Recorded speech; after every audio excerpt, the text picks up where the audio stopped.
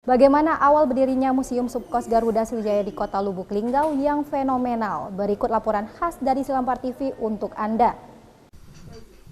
Seperti inilah bangunan Museum Subkos Garuda Sriwijaya di era zaman now.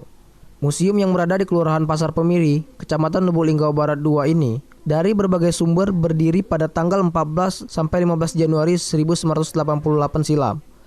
Pendirinya adalah para pejuang Subkos. Sampai saat ini, Museum Subkos Garuda Sriwijaya banyak menyimpan benda-benda sumber data historik dokumenter, peninggalan sejarah perjuangan rakyat Sumatera Selatan.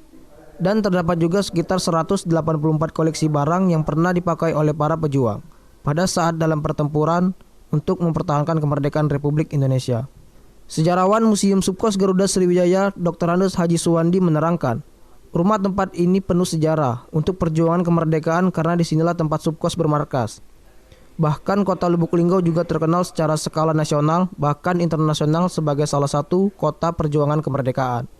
Beliau juga menyampaikan Museum Subkos Garuda Sriwijaya ini sudah banyak mengalami perubahan.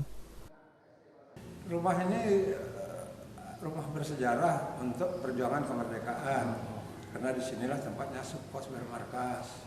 Jadi kalau kita mau melihat lamanya 1,5 tahun Subkos bermarkas di Lubuk Linggau ini, artinya perjuangan perang kemerdekaan itu yang pertama, perang kemerdekaan 1 itu sepenuhnya dipimpin dari Lubuk Linggau. Jadi kota Lubuk Linggau ini terkenal secara nasional, internasional, bahkan kota perjuangan.